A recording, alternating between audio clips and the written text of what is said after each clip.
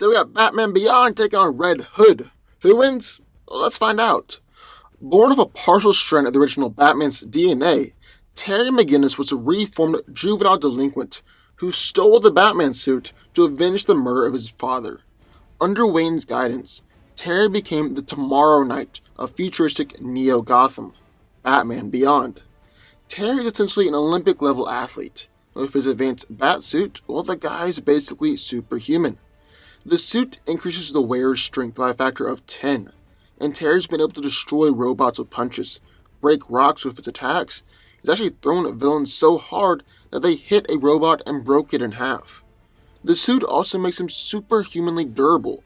He's taken punches from Big Barda and been stomped on by Micron, who's the size of a skyscraper, and Terry was fine after both attacks. Then he's fast enough to not just dodge bullets and laser fire, but actually managed to block these attacks before as well.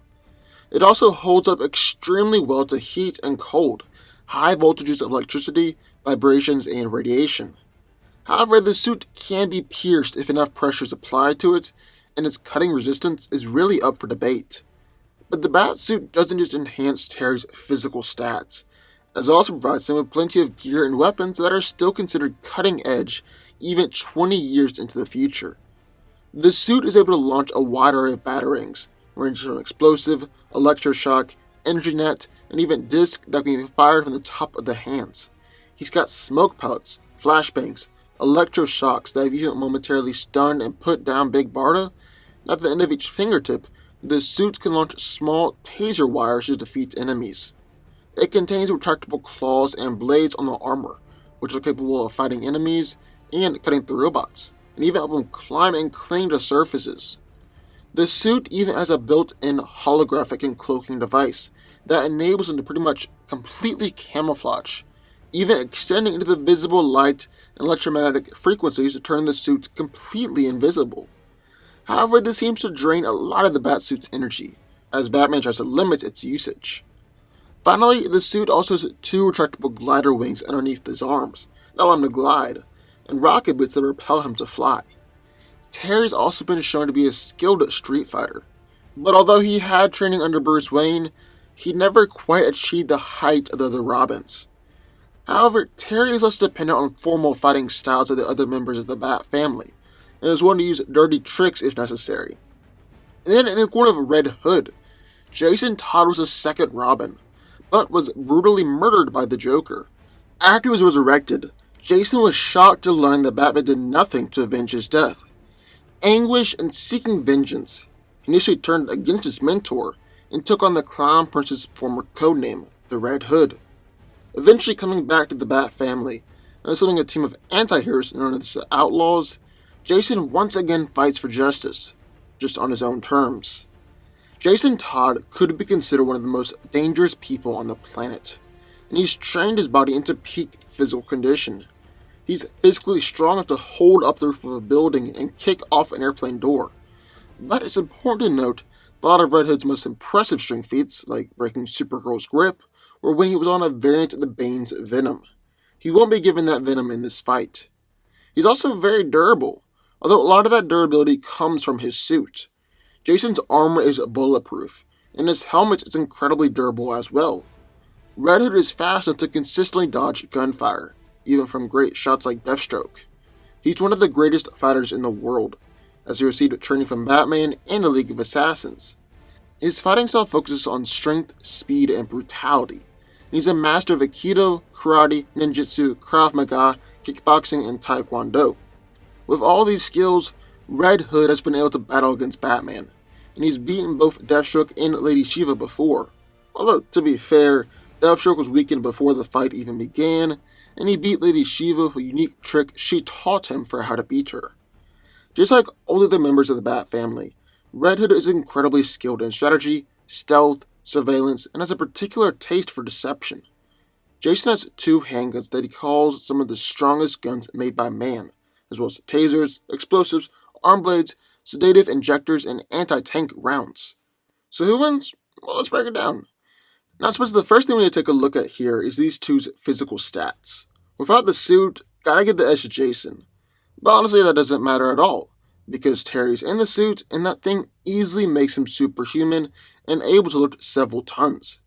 Jason can kick off an airplane door, which is obviously impressive, but Terry's strength is increased 10 times over. Even Terry's baby brother was able to lift a grown man over his head with one hand while in the suit. The suit also makes Terry more durable, especially to blunt force attacks. He's just taking attacks from Big Barda and kept on fighting. Now, Red Hood is very durable as well. His armor is even protected him from things like bazookas. He's a lot more susceptible to normal physical attacks than Batman Beyond. Speed is probably where these guys are the closest, as they can both dodge and deflect bullets being shot at them. However, overall, Beyond is definitely physically superior. But on the other hand, Red Hood is definitely more skilled than Terry. Jason has fought against and actually beaten Deathstroke, Lady Shiva, and even Batman before. On top of that, his Rogue Scholar just has a lot more skilled fighters than Batman Beyond's does. Terry hasn't really fought against a plethora of skilled fighters throughout his career, and the ones that do have some training and skill, he's actually struggled against a bit. Look at Karar, Catwoman Beyond.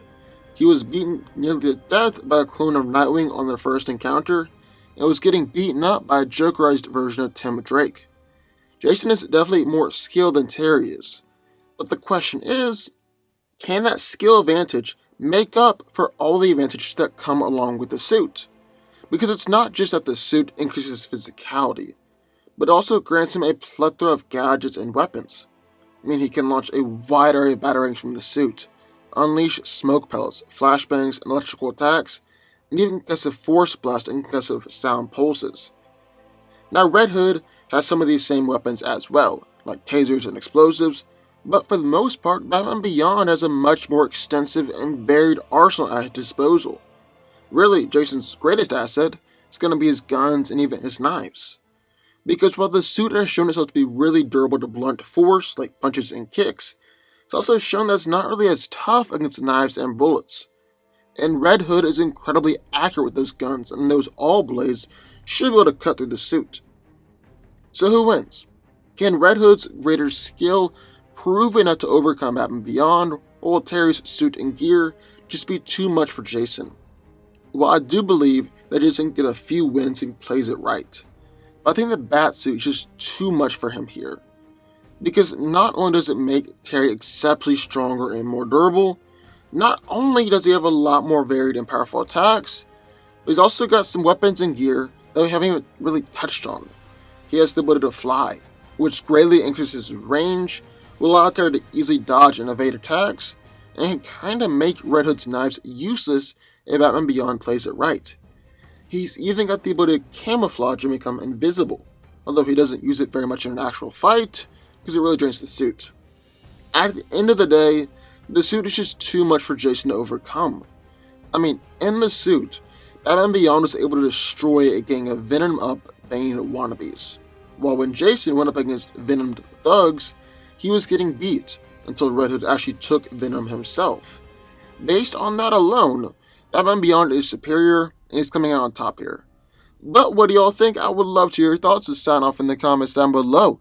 Also, be sure to subscribe button. More videos just one every single weekday. I'll see you next time.